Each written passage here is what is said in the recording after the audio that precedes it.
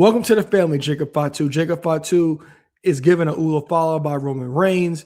And so we had an interesting development between the entire family because Jacob essentially tells Roman, look, I listen to my tribal chief. I don't listen to the Usos. And that is the interesting part of it because, Jacob does not bang with Jay whatsoever. And now there was an interaction with Eric Andre where he was dapping up everybody. He dapped up Roman, promoting the Netflix movie. Jay wanted no parts. Jimmy's all about it. And Eric Andre, he touches the Ula follow on Jacob, and Jacob immediately throws him over the barricade and destroys him, thanks to Roman Reigns, who first told him no, but then gave him the okay to go do it. Acknowledge me.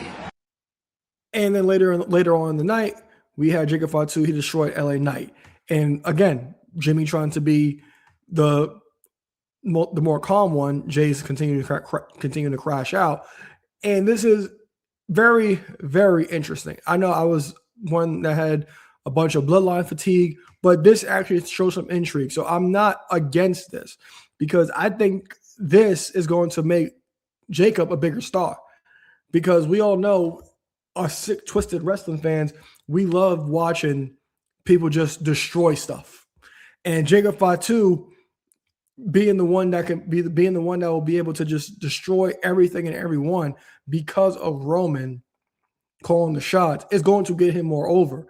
Now, the interesting thing is Jimmy as well as Jay going to leave the family? Because the one thing about Jimmy's never left. Jimmy's always trying to be the voice of reason. He even does it when it comes to LA Knight. He did it with Jacob. He's always been the voice of reason. But what's going to happen with Jay? Because Jay is continuing to crash out and lose his mind. Even when Jimmy took out LA Knight, Jimmy was like, "Look, I tried to tell you," and then Jacob Fatu destroys him.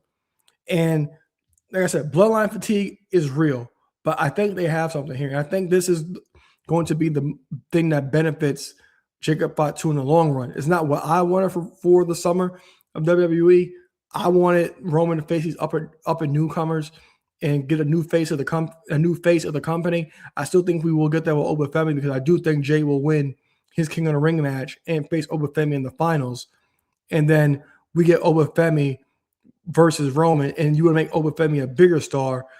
Do my recommendation, and that's have Obafemi face Brock Lesnar night one with his title opportunity on the line against Brock's career, and then he could beat Roman Reigns the following night at Night of Champions, and then from there you even have Obafemi Jacob Fatu situation, which I think will actually be very intriguing. So there's a lot you could actually do here when it comes to this. And so Obafemi and Jacob Fatu, that's money in the making right there. It really is.